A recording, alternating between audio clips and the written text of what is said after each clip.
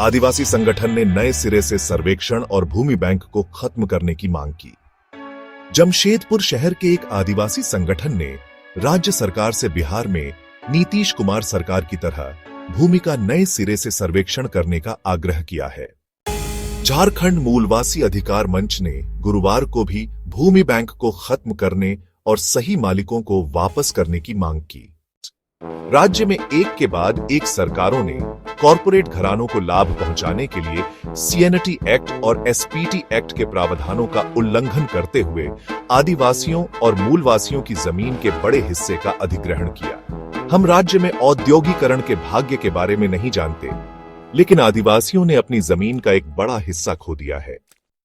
मंच के संयोजक हरमोहन महतो ने डीसी कार्यालय के बाहर अपनी मांगों को लेकर एक दिवसीय धरना का नेतृत्व करते हुए कहा कि आदिवासियों और मूल निवासियों की जमीन की वर्तमान स्थिति का उचित आकलन किया जाना चाहिए और यह भूमि सर्वेक्षण करके किया जा सकता है।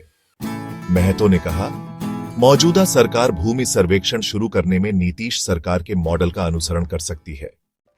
संगठन ने दावा किया है कि जमशेदपुर और आदित्यपुर के जुड़वां औद्योगिक शहरों में बड़ी स्टील और ऑटोमोबाइल कंपनियों और छोटे और मध्यम उद्यमों ने 100 वर्षों में तेजी से विकास किया है। इसके विपरीत भूमि खोने वाले विकास के मापदंडों पर पिछड़ गए हैं।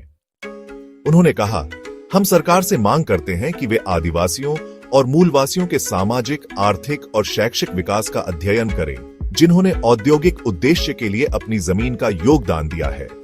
अपनी मांगों पर प्रकाश डालते हुए संगठन ने कहा कि उन्हें भी 2026 तक टाटा स्टील भूमि पट्टा समझौते का अध्ययन और नवीनीकरण करने के लिए एक सरकारी समिति का हिस्सा होना चाहिए।